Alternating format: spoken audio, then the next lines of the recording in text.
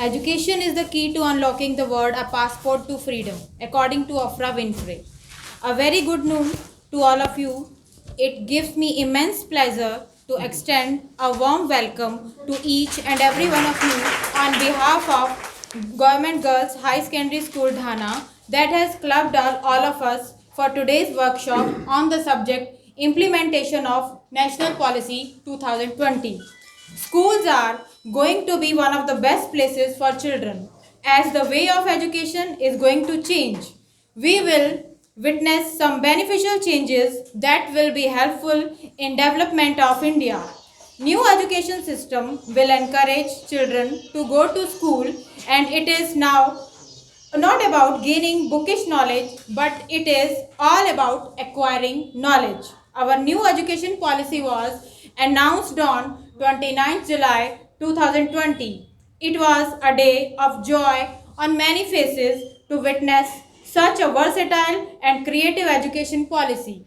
The Education Ministry, that was further known as the Ministry of Human Resource Development, was working for 4 years to develop this policy. The committee was formed under former Cabinet Secretary T.S.R. Subramaniam. Madhya Pradesh is second state of India after Karnataka to implement national education policy in the year 2021. Respected Chief Minister Mr. Shivraj Singh Chauhan has analyzed the implementation of new education policy recently on December 2021. Carrying forward our today's workshop, I cordially invite Ms. D.F. John, the Honorable Principal of our school, to give brief introduction of our distinguished speakers.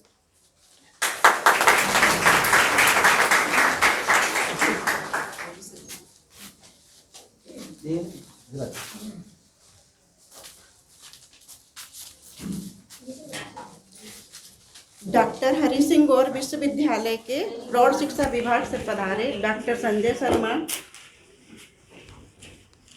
शिक्षा विभाग से पधारे doctor अभिषेक प्रजापति एवं doctor Buddha Singh एवं हमारे क्षेत्र के लोकप्रिय सरपंच श्री घनश्याम सिंह ठाकुर, श्री हरि कृष्ण तिवारी जी, श्री राजकुमार चौरसिया जी एवं मैं D.F. जॉन, प्रभारी प्राचार्य शासकीय कन्या उच्चतर माध्यमिक विद्यालय ढाना, आप सभी का शाला परिवार की ओर से अभिनंदन करती हूँ। मंच पर आसीन आदरणीय अतिथिगण, हमारे बीच में हैं ग्राम पंचायत ढाना के सरपंच आदरणीय श्री घनश्याम सिंह ठाकुर जी, दैनिक भास्कर समाचार पत्र के पत्रकार आदरणीय श्री हरिकृष्ण तिवारी जी, हमारे बीच में उपाध्याय जी, हरीश उपाध्याय जी जो अभिभावकों में से हैं, आदरणीय राजकुमार चौरसिया जी, सबका हृदय से अभिनंदन।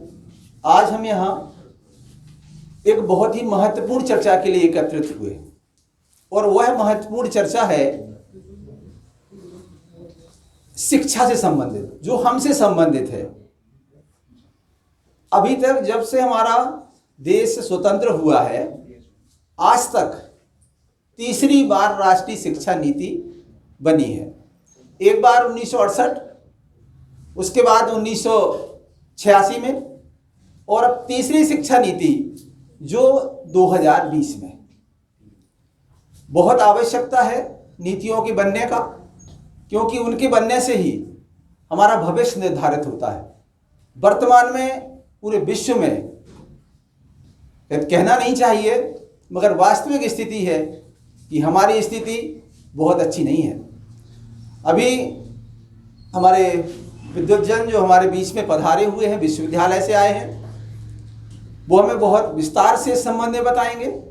और यही कारण रहा कि यूरोप में जो विश्वविद्यालय हैं वो बहुत अच्छी स्थिति में है और हमारे बहुत पीछे हैं, हमारे एजुकेशन बहुत पीछे है।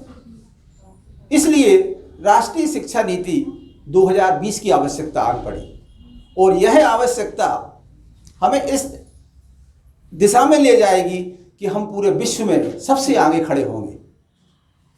क्योंकि भारत सरकार ने लगभग 6% डीजीपी का ऐसा ऐलान किया है और ये बहुत बड़ी राशि होती है। देश में सबसे ज़्यादा राशि रक्षा को प्रदान की जाती है और लगभग अभी 3 के लगभग है वो। और अब शासन ने, भारत सरकार ने, जो कि हम अपने नॉलेज के आधार पर बता रहे हैं आपको कि लगभग 6 करने का आदेश किया है। तो अब क्या होगा, यानी कि हमारी जो भारत की शिक्षा है वो बहुत ऊंचाइयों पर जाएगी, कोई कमी नहीं रहेगी। चूंकि भारत सरकार ने और शिक्षा मंत्रालय ने प्रत्येक ग्राम पंचायत से अनुभव मांगे, उनकी सलाह मांगी, उसके बाद में राष्ट्रीय शिक्षा नीति 2020 को बनाया। इसमें चूंकि आपको पूर्व से पता होगा 5 धन 3 धन 4, 5 साल तक एक शिक्षा ऐसी होगी जिसमें कि बच्चा खेलेगा कूदेगा। अभी तक क्या होता है कि बच्चे को पकड़ के ले जाते हैं, वो डरता है स्कूल की तरफ जाने के लिए, मगर 5 साल तक कुछ भी नहीं होना है उसके लिए, सिर्फ वो शिक्षा खेलेगा। वो 3 साल का होगा तब विद्यालय में प्रवेश करेगा और जैसे ही प्रवेश करेगा तो खेलने की प्रक्रिया शुरू हो जाएगी। 3 में ही रहेगा, 1 साल, 2 साल, 3 साल तक बस खेलना रहेगा। इसके बाद वो पहली में जाएगा और फिर दूसरी में भी जाएगा और धीरे धीरे धीरे करके उसको शिक्षा से, खेल के माध्यम से शिक्षा से जोड़ा जाएगा और ऐसे उसके 5 साल पूरे हो जाएंगे। इसके बाद क्रम वही रहेगा, जैसे कि 6वीं में आएगा बच्चा, फिर 7वीं में आएगा, फिर 8वीं में आएगा, उसी क्रम से फिर वो पढ़ता रहेगा। तो 5 धन 3, इसके बाद में फिर 3 और फिर 4।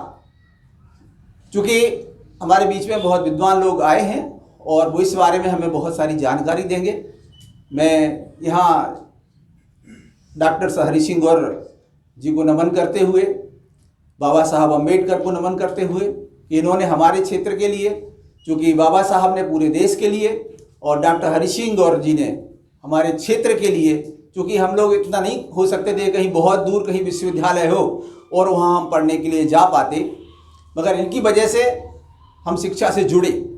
और बाबा साहब ने जो संविधान में, हम यहाँ एक बात और जोड़ना चाहेंगे कि हमारे प्रत्येक घर में संविधान की एक प्रति होना चाहिए, कि हमें पता तो हो कि संविधान में क्या लिखा हुआ है, संविधान हमारे लिए क्या लिख के गए हैं। यदि संविधान में शिक्षा के लिए, उसके पहले स्थिति अध्ययन की इतनी नहीं थी, अध्ययन अध्यापन की, जो संविधान के निर्माण के बाद हुई। और यही कारण है कि आज यहाँ आप गिनती भी कर सकते हैं कि महिलाएं कितनी हैं, हमारी बेटियां कितनी हैं और पुरुष कितने हैं। बाबा साहब को सीधा इसका जाता है श्रेय कि उन्होंने शिक्षा में महिलाओं की शिक्षा को प्राथमिकता दी। तो चूंकि बात बहुत सारी हमें सुनना है, तो हम अपनी बातों को यहीं विराम देते हैं और आदरणीय मैडम से निवेदन करते हैं कि वक्ताओं को बुलाएं। Thank you very much, sir, for your kind words. Now, carrying forward this workshop, I would like to invite our honorable guest, Dr. Sanjay Sharma, Department of Adult Education, to oblige us with his knowledge on national education policy.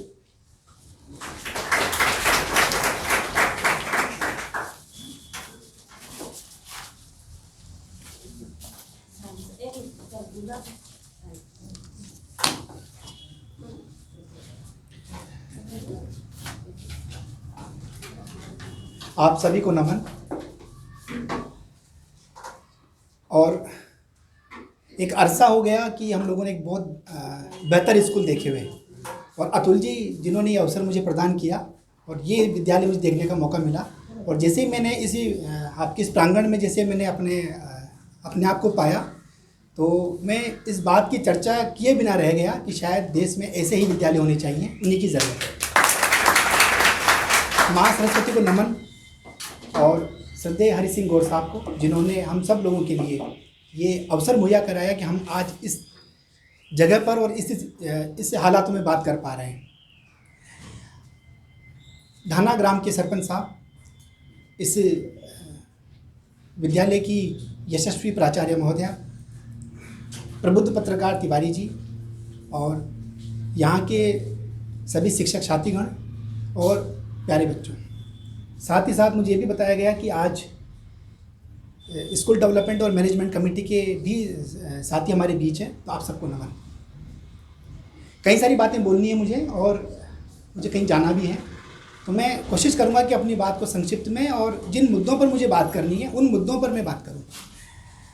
मेरे साथी आपके बीच हैं doctor Buddha Singh ji और श्री अभिषेक जी। ये सब लोग आपसे बहुत बारीकियों में बात करेंगे। राष्ट्रीय शिक्षा नीति, जिसका हवाला अभी जिन्होंने बहुत सुंदर संचालन किया, उन्होंने इस बात का जिक्र किया कि टी.एस. सुब्रमण्यम साहब ने 2016 से लेकर जो यात्रा शुरू की वो 2020 में 29 जुलाई 2020 को समाप्त होती है और एक राष्ट्रीय शिक्षा नीति के तौर पर हम सब लोगों के पास एक संकल्प पत्र आता है, जिसे अगर आप देखना चाहें तो वो संकल्प पत्र हिंदी में अगर आप देखें तो लगभग 108 पेज का है और अगर आप अंग्रेजी में देखें तो लगभग 71 के आसपास वो संकल्प पत्र है। और मैं आप सब लोगों से ये मेरी गुजारिश है कि आप जब भी आप लोगों को समय मिले, शिक्षकों को, गांव के हमारे साथियों को, बच्चों को उसे पढ़ना चाहिए। ये संकल्प पत्र इस बात की बात करता है कि इस देश में शिक्षक शिक्षा के बारे में, टीचर्स के बारे में, समुदाय के बारे में, बच्चों के बारे में, मैं तीनों के बारे में बात करूंगा। शिक्षकों के बारे में ये संकल्प पत्र इस बात की बात करता है और पहली बार किसी नीति ने ये बात लिखने का साहस किया कि हमारे देश में शिक्षक बनाने के लिए जो डिग्रियां हैं वो बेची जा रही हैं। ये शिक्षा नीति अगर ये बात लिखती है और दस्तावेज में ये बात आती है और इसका जिक्र जस्टिस वर्मा की 2012 की वो रिपोर्ट करती है, जिसको ये रेखांकित करती है, तो ये चौंकाने और सोचने वाली बात है कि आज हमारे पास जो शिक्षक बन रहे हैं उनके पास जो डिग्रियां आ रही है, जिनके पास जो प्रमाण पत्र आ रहे हैं, उसके बारे में शिक्षा नीति बड़ा सवाल खड़ा करती है। ये शिक्षा नीति ये भी मानती है कि देश के हालातों को बदलने की सबसे बड़ी जिम्मेदारी अगर किसी के पास है तो मुझे खुशी है कि वो तीनों लोग यहाँ बैठे हुए हैं। एक वो पीढ़ी जिन्हें हमारे शिक्षक पढ़ाने जा रहे हैं, एक वो जो शिक्षक पढ़ा रहे हैं और जिसका नियंत्रण, शिक्षा व्यवस्था का जो नियंत्रण है वो समुदाय के हाथ में है। तो तीनों लोग यहाँ विद्यमान हैं। ये शिक्षा नीति इस बात के साथ अपनी यात्रा शुरू करती है कि आज के इस दौर में, आज के इस माहौल में जहाँ शिक्षा की वो व्यवस्था है और जहाँ हम लोग हर साल 17.5 लाख से अधिक टीचर बना रहे हैं, उनमें से एक बड़ा हिस्सा, लगभग 13 लाख से ज़्यादा का बड़ा हिस्सा वो निजी संस्थानों से बनकर आ रहा है। प्राइवेट कॉलेजेस, प्राइवेट इंस्टीट्यूशंस वो हमारे टीचर को तैयार कर रहे हैं और किस रूप में तैयार कर रहे हैं इसकी चिंता उन्होंने ही बताई। पर वो इस बात को कहने से नहीं भूले शिक्षा नीति में के कस्तूरी रंगन साहब, जिन्होंने इसको अंतिम कह सकते हैं पायदान तक पहुंचाया। उन्होंने इस बात को रेखांकित किया कि इस देश के हालात अगर बदले जा सकते हैं, समाज के हालात अगर बदले जा सकते हैं, तो हमें हमारे शिक्षकों की उसी गरिमा और सम्मान को पुनर्स्थापित करना होगा। ये शिक्षा नीति इस रूप में आप समझिए कि ये दस्तावेज, जिसके अंदर अगर मैं अंग्रेजी की बात करूं तो जिसमें लगभग 71 पेजेस हैं, जिसे आप ज़रूर पढ़िएगा, जिसके बारे में अभी भी कहा। इसमें से लगभग 25 पेज स्कूल की शिक्षा पर डिवोट किए गए हैं। 27 अध्यायों में से लगभग 8 अध्याय सिर्फ स्कूल शिक्षा के बारे में बात करते हैं। इससे ये पता लगता है कि हमारी स्कूली शिक्षा इस पूरी शिक्षा नीति के लिए कितनी महत्वपूर्ण रही है। सर ने जिसका जिक्र किया, ये शिक्षा नीति उसकी ही बात करती है। 1995 छिन्नवे के दशक के समय से इस बात की चिंता होने लगी थी कि आखिर हम हमारे यहाँ पर गुणवत्तापूर्ण, जिसके बारे में हर व्यक्ति बात करता है, हर माँ बाप चाहता है, हर बच्चा ये चाहता है कि जब वो पढ़ने जाए, जहाँ उसके माता पिता उसे पढ़ने भेजें, शिक्षक उसे पढ़ाएं, तो वो एक गुणवत्तापूर्ण तरीके से पढ़े। इसकी चिंता उस वक्त से ही हमारे यहाँ के शिक्षाविदों ने, अर्थशास्त्रियों ने करना शुरू की और ये अनुमान लगाया गया कि आखिर कितना पैसा हम खर्च करें विद्यालयों पर कि हमारे सभी विद्यालय एक जैसी गुणवत्ता के बने।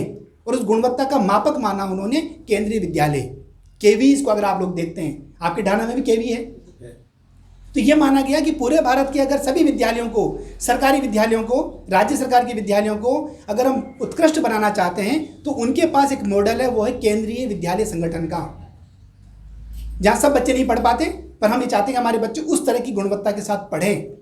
उसके लिए जब बात की गई तो तपस मजूमदार साहब ने इसके बारे में जिक्र किया और बताया पूरा खर्चा निकाल कर कि हमारी पूरी जीडीपी का, इसके बारे में सबने भी जिक्र किया था, हमारी पूरी जीडीपी का 6% हमें खर्च करना होगा।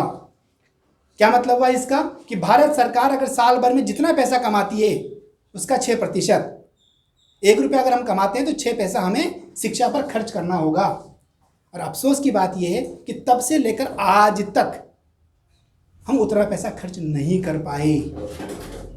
4% से भी कम हम खर्च कर पा रहे हैं। 4 मैं आपके पास ज़्यादा बता रहा हूं,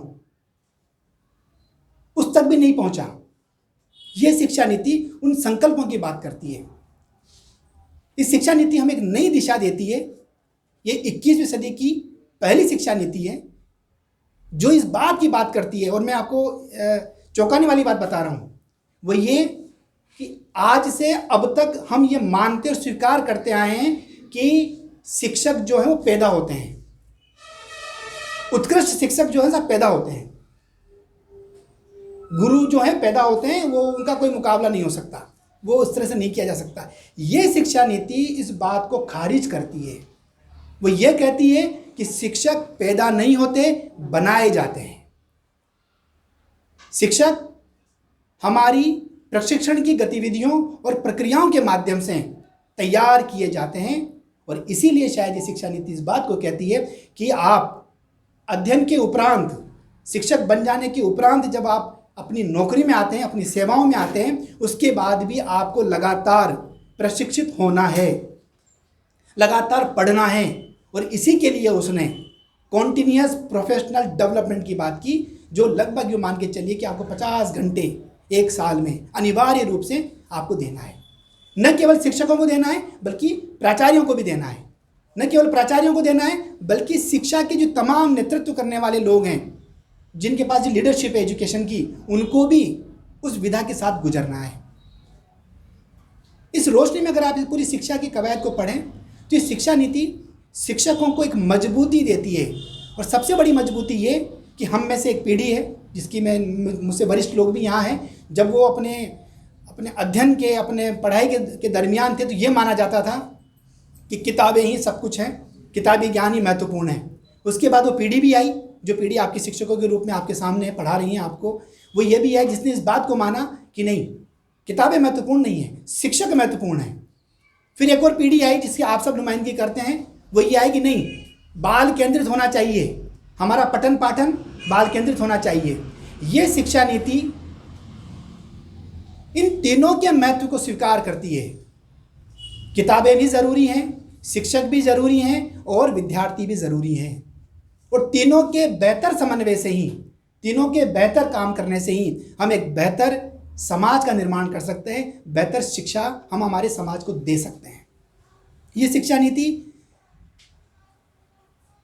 शुरुआत के दौर से ही इतनी सारी प्रक्रियाओं से गुजरी है, जिसका अभी हवाला सर ने दिया अपनी बातचीत में, कि गांव-गांव तक, बच्चों तक, आप सब लोगों तक पहुंची। कई लोगों ने इसमें अपने सुझाव दिए, ग्राम सभाएं हुई, पंचायतों के स्तर पर बातचीत की गई। और इसलिए कहा जा सकता है कि यह शिक्षा नीति जनमानस की शिक्षा नीति है। ये एक आम आदमी की शिक्षा नीति है। आम आदमी अपने समाज में अपने बच्चों को कहाँ देखना चाहता है, उसकी पूरी योजना, इस पूरी कार्य योजना इस शिक्षा नीति में है। ये शिक्षा नीति संभवतया देश की आज़ादी से लेकर अब तक सबसे कम पन्नों की शिक्षा नीति है, जहां स्पष्टता होती है, जहां आप अपनी बात बड़े सफाई से और सरल तरीके से कह सकते हैं। वहां आपको बहुत मोटी किताबें बनाने की जरूरत नहीं पड़ती है। वहां आप स्पष्टता के साथ आप 2, 4, 5, 10, 50 पेज में अपनी बात कह सकते हैं। यह शिक्षा नीति इसी सार गंभीरता के साथ लिखती है और इस बात की घोषणा करती है कि हमारे समाज में समुदाय का आधुनिकता के कारण से, तकनीकी विकास के कारण से समुदाय और विद्यालय के बीच में एक प्रकार का अलगाव पैदा हो गया था, दूरियां पैदा हो गई थी। आप सब लोग गांव के मतलब यहाँ के निवासी हैं। आप लोगों ने जब इस विद्यालय में जो बताया गया कि 1965 का ये विद्यालय है, विद्यालय और समाज इतना करीबी से जुड़ा हुआ था कि हर छोटी मोटी गतिविधि में विद्यालय के लोग और समाज के लोग सहभागिता करते थे। आपस में इनके बीच में एक प्रकार का आपसी संबंध बड़ा मजबूत था। ये मैंने अपने गांव में भी देखा है। जब भी मैंने गांव में किसी की शादी है, कुछ है, तो हम ये मानते थे कि पूरा कार्यक्रम का जो आयोजन है वो विद्यालय में होगा। सभी बहसों का, सभी इस तरह के विवादों का निपटारा विद्यालय करता था। विद्यालय को ये माना गया कि नहीं, ये विद्यालय हमारे गांव का है, हमारे बच्चों का है, यहाँ पर शोर नहीं मचना चाहिए, यहाँ पर इस तरह की गतिविधियाँ नहीं होनी चाहिए जो बच्चों की पढ़ाई को बाधित करे, गुरु जी को किसी प्रकार कष्ट नहीं होना चाहिए। ये सारी बातें उसी रूप में संजोते हुए, समेटते हुए ये शिक्षा नीति समुदाय को ये बड़ी जिम्मेदारी देती है। ये जिम्मेदारी इस रूप में देती है कि विद्यालय का नियंता, विद्यालय का अभिभावक समाज है, समुदाय है, जिस समुदाय में ये विद्यालय स्थित है। तो इस रूप में अगर आप समझें तो समाज ही शिक्षा चलाएगा, समाज ही शिक्षा को मजबूत करेगा। और समाज जब अपनी जिम्मेदारी से भाग आए, समाज जब अपनी जिम्मेदारी से वो अलग होता गया है, तब तक ही हमने देखा है विकास की हम उन सब ऊंचाइयों को नहीं प्राप्त कर सके। तो आज इस तरह के आयोजन में जहां हम लगातार शिक्षा नीति के क्रियान्वयन की बात करते हैं, कार्य योजना बनाने की बात करते हैं, ये तभी संभव होगी जब समाज, समुदाय अपनापन, अपना कर्तव्य, अपनी साझेदारी विद्यालय के साथ जोड़कर रखेगा, विद्यालय को साथ लेकर चलेगा। ये शिक्षा नीति के कई पन्नों में बात लगातार आई कि हमारे बच्चे सीखें। और बहुत अच्छी बात ये शिक्षा नीति कहती है कि हम बच्चों को सिखाने पर जोर नहीं दे रहे, हम इस बात पर जोर दे रहे हैं कि बच्चे कैसे सीखें। क्यों? क्योंकि शिक्षा नीति खुद इस बात को मानती है कि बच्चों का जीवन सिर्फ विद्यालय तक सीमित नहीं है, उन्हें एक श्रेष्ठ नागरिक बनना है। और कैसे सीखा जाए, सीखने की क्या रीति रिवाज, क्या परंपराएं हो सकती है, क्या उसकी प्रक्रियाएं हो सकती है।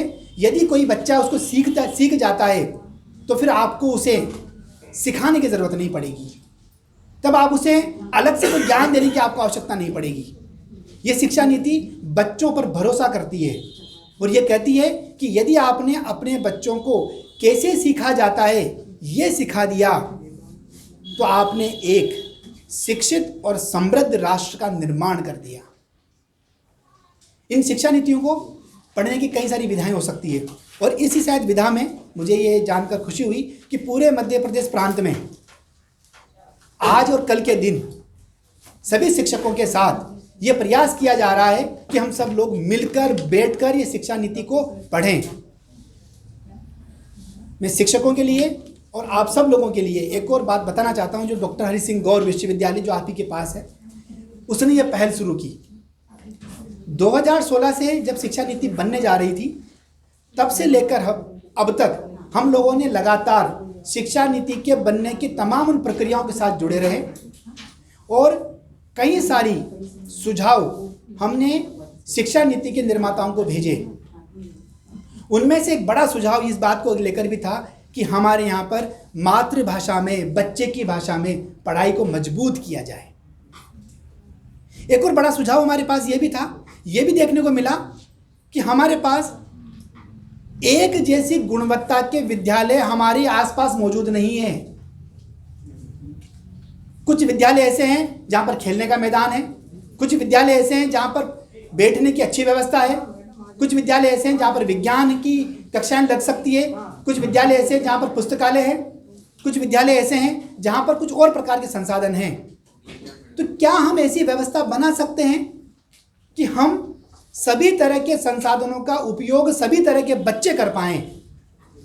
क्या हम इसके बारे में सोच सकते हैं? और इस बात को सोचते हुए उन्होंने एक शाला एक परिसर के पूरे का पूरा प्रस्ताव को स्वीकार किया। ये प्रस्ताव किसी और रूप में था, पर इसकी परिणति किसी और रूप में हुई, पर वो भी एक तरह से स्वागत योग्य है। हम चाहते थे कि सभी विद्यालयों में एक जैसी सुविधा हो, पर चूंकि सुविधा नहीं दे सकते तो कोई बात नहीं, हमारे बच्चों को इस तरह से पढ़ाया जाए कि उस सभी के संसाधनों का इस्तेमाल, वो सभी विद्यालयों की जुड़ी संसाधनों का इस्तेमाल बच्चा कर सके। 2016 से लेकर लगातार 2020 तक हरि सिंह गौर विश्वविद्यालय ने शिक्षा नीति के साथ जुड़ते हुए कई प्रकार की कार्यशालाएं की, और मैं आप लोगों को जानकर प्रसन्नता होगी कि अब तक ये भी मान्यता रही है, पूरे भारत में मान्यता रही है कि विश्वविद्यालयों का या महाविद्यालयों का स्कूल के साथ कोई जुड़ाव नहीं है। स्कूल अलग चीज़ है, यूनिवर्सिटी और कॉलेज अलग चीज़ है। यहाँ तक कि यूनिवर्सिटी के टीचर और कॉलेज के टीचर स्कूल के टीचर से बात तक नहीं करते हैं, इनके बीच में आपस में कोई संबंध क्या रिश्ता नहीं दिखता है। यह शिक्षा नीति उस चीज़ को, उस अलगाव को, उस गैप को पाटती है और वर्टिकल मोबिलिटी के तहत यह इस बात की रास्ता तैयार करती है कि योग्य व्यक्ति अब पढ़ाने के लिए आए। वह व्यक्ति पढ़ाने के लिए न आए जो सिर्फ डिग्रीधारी है।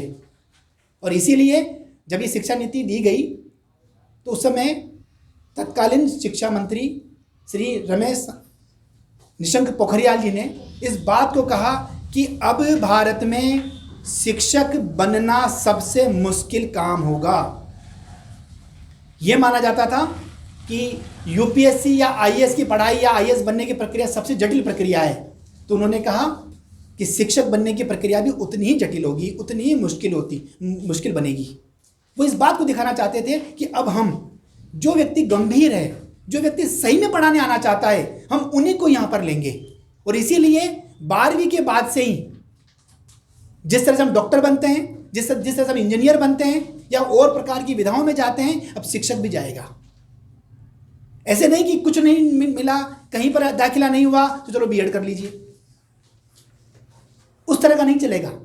गंभीर प्रकृति के और जिनकी शिक्षक बनने की मानसिकता नहीं है वो नहीं आ पाएंगे। और कहा इस नीति ने कि हम ऐसी व्यवस्था करने जा रहे हैं कि हमारे यहाँ पर 4 साल का पाठ्यक्रम बनेगा। गंभीर किस्म के व्यक्ति जिनका शिक्षा और शिक्षक कर्म के प्रति प्रेम है, अनुराग है या प्रतिबद्धता है, वही आए। देश का भविष्य हमारे किसी के हाथ में नहीं सौंप सकते। ये शिक्षा नीति रास्ता बनाती है।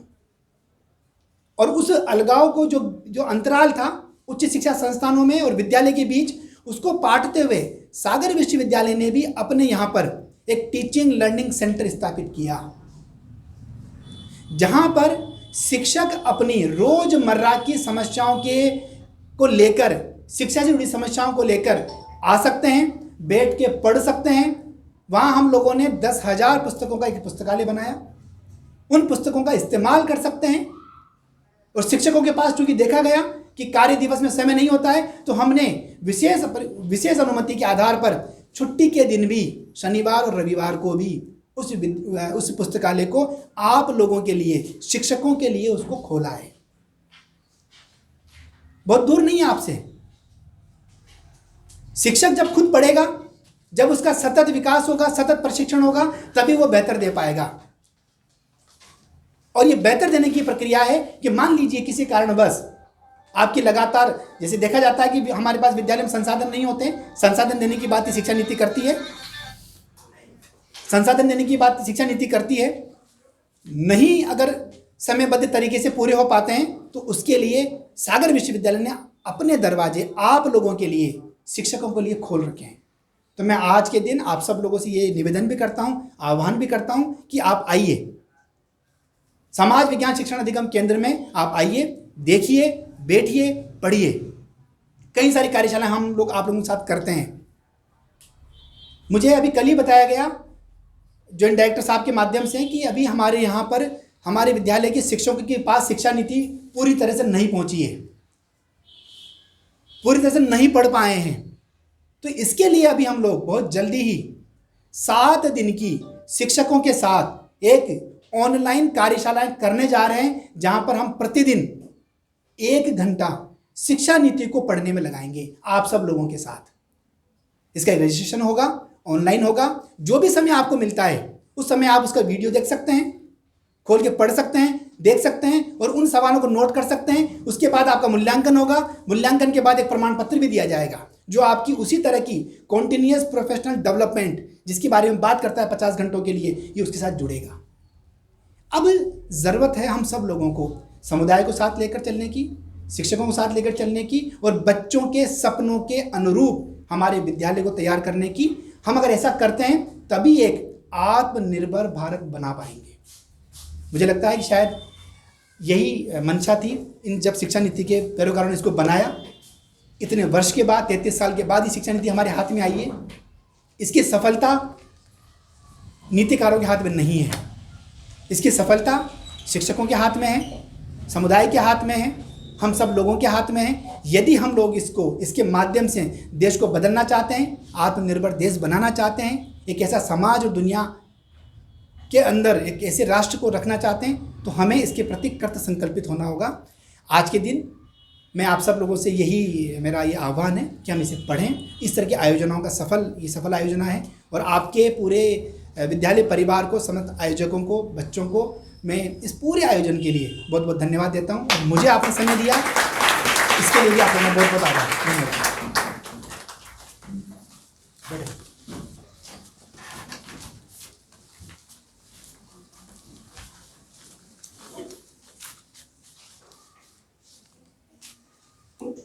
In the meantime, we have one more honorable guest among us, and that is Dr. Sumitra Verma, Principal, Degree College, Dhana. I would like to welcome her on this occasion. Thank you, ma'am, for gracing this occasion. And now I would like to say heartful thanks to Sanjay Sharma sir, who has given us so valuable input, so many valuable inputs on the national education policy. So sir, we are really thankful to you that we were not knowing so much, but you have given us so much important knowledge about it, and we will certainly contribute towards the stronger future generation, and we will cooperate you all in the forthcoming webinars, so that we can be helpful in making India more independent in the future. Thank you very much, sir. Now I would like to invite our next distinguished guest who has honored us with his presence is Dr. Buddh Singh from Department of Education, Dr. Hari Singh Gaur University, and I am glad to invite him on this platform. Thank you very much, sir.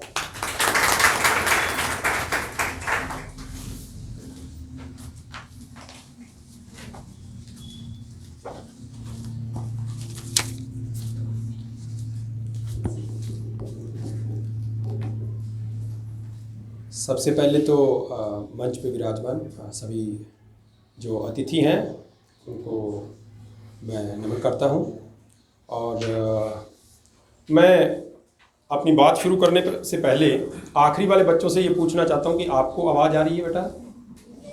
ओह ठीक है।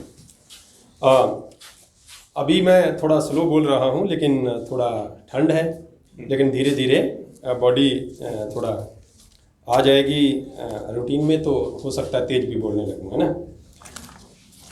तेज का मतलब ऊंचा, है ना, तो आपको आवाज़ जरूर आने लगेगी पीछे तक। जी, मैं सबसे पहले पॉलिसी के बारे में जितनी भी कॉम्प्रिहेंसिव एक विस्तृत जानकारी, एक मैं ये कहूँगा कि ओवरव्यू, है ना, उसकी संपूर्ण जानकारी की देख के हमें पता चले कि पॉलिसी करना क्या चाहती है।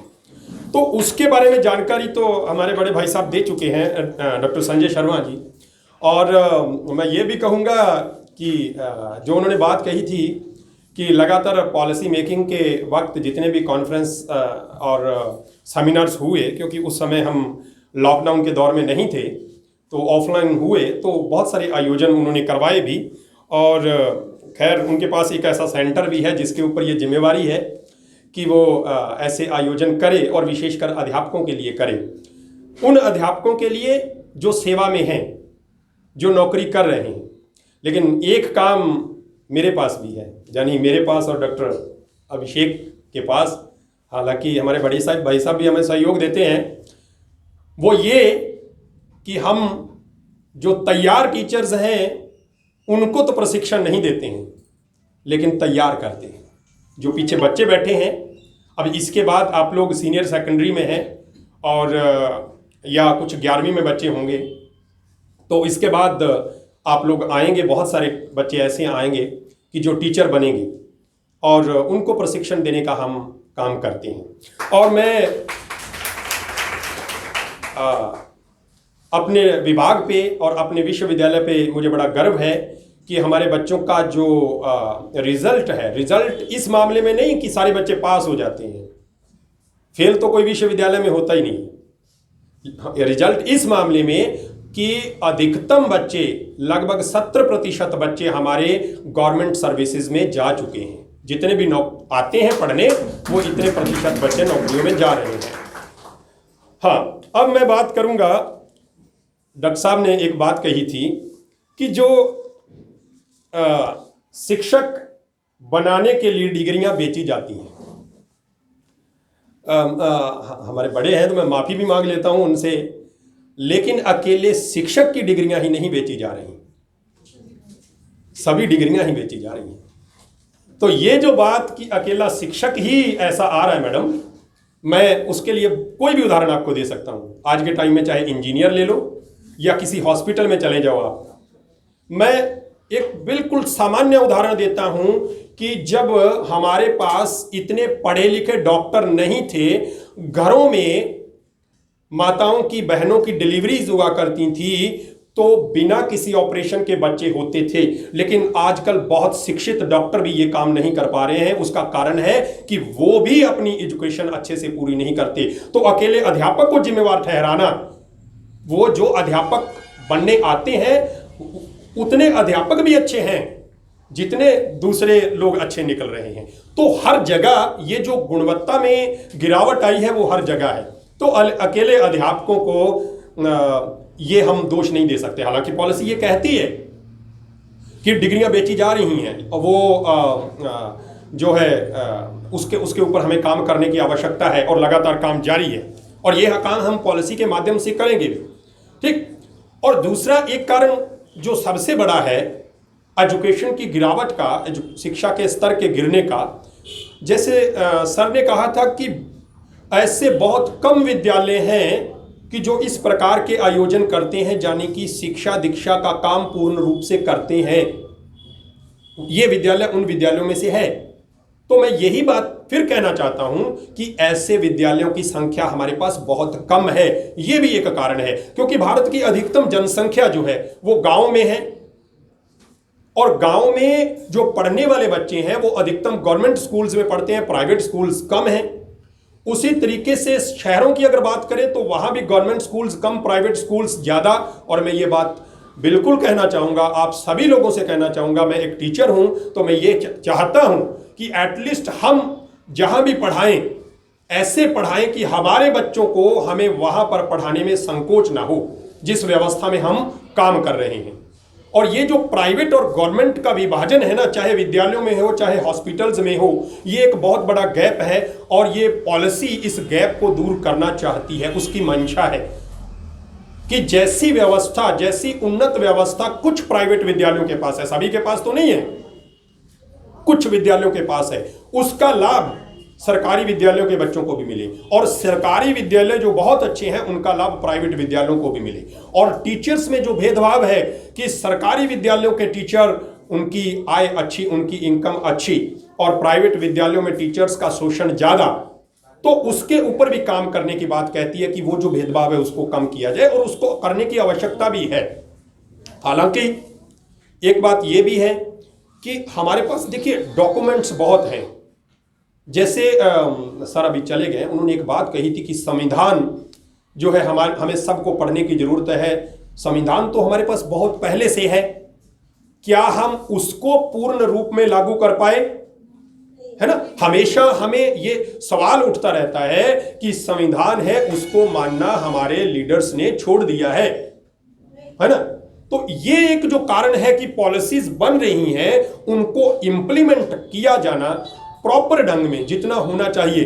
अदरवाइज हालांकि देखिए, जब भारत आज़ाद हुआ सबसे पहले हालांकि राधाकृष्णन कमीशन आया, उसके बाद 52-53 में भी एक आयोग आया माध्यमिक शिक्षा के लिए, मुदालियर आयोग आया, है ना, माध्यमिक शिक्षा आयोग। लेकिन 64-66 के आयोग की अनुशंसा पे, राष्ट्रीय आयोग की अनुशंसा पे जब 1968 से पॉलिसी आई पहली, उसके बाद 1986 में आई, वो दोनों पॉलिसीज ने भी अपना पूरा जोर लगाया कि भारत में शिक्षा व्यवस्था अच्छी हो, और अच्छी हुई। ऐसा नहीं है कि इससे पहले ऐसे प्रयास नहीं हुए, लेकिन चूंकि हमें बहुत लंबे समय हो चुका है पॉलिसी को लेके आए हुए, 1986 से लेकर अब हम 2020 में पॉलिसी लेके आए हैं, तो ये जो 34 सालों का गैप है उसमें बहुत ज्यादा परिवर्तन हो चुके हैं। तो इसलिए ये आवश्यकता थी कि ऐसी पॉलिसी आए। अब इसको मैं थोड़ा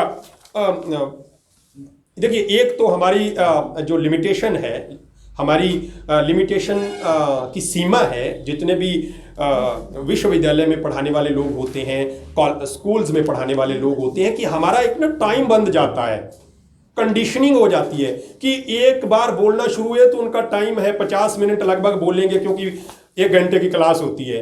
5 मिनट वो अगर देरी से गए भी तो एक लगभग 50 मिनट बोलते हैं। लेकिन मैं जल्दी पूरी करूंगा, कुछ बातें इसमें हैं।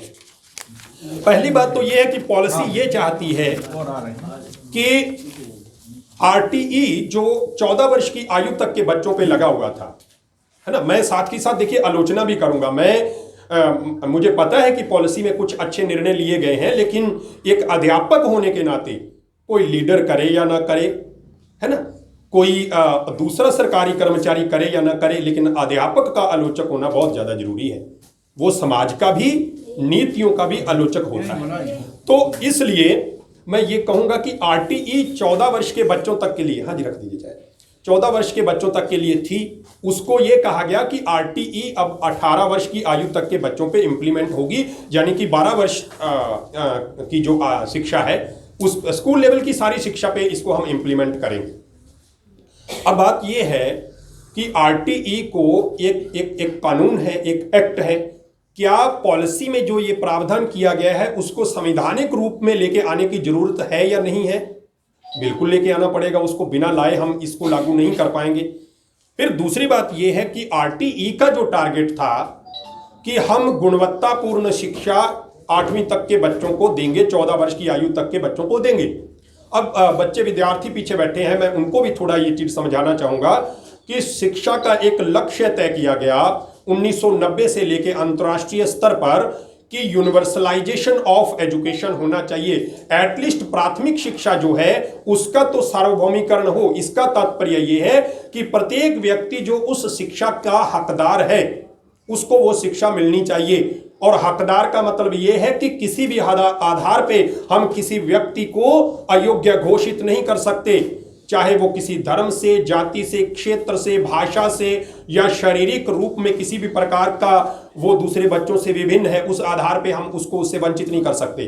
तो उसका मतलब था कि हमें यूनिवर्सल एक्सेस करनी है कि सब बच्चों तक शिक्षा की पहुंच हो। पहुंच के बाद सब बच्चे नामांकित हो, उनका दाखिला हो। उसके बाद हो कि सब बच्चे जो है किसी भी रिटेन करें, उस शिक्षा में बने रहे। ऐसा ना हो कि विद्यालय को छोड़ दें। और फिर यह था कि सफलतापूर्वक यानी गुणवत्तापूर्ण शिक्षा को ग्रहण करें। अब वो लक्ष्य सरकार आंकड़ों में तो पूरा करती है, लेकिन पॉलिसी खुद इस बात को लिखती है कि बहुत सारी ऐसी रिसर्चेज प्रूव करती हैं कि एक 7वीं कक्षा का बच्चा 3री कक्षा की टेक्स्ट पढ़ नहीं पा रहा है।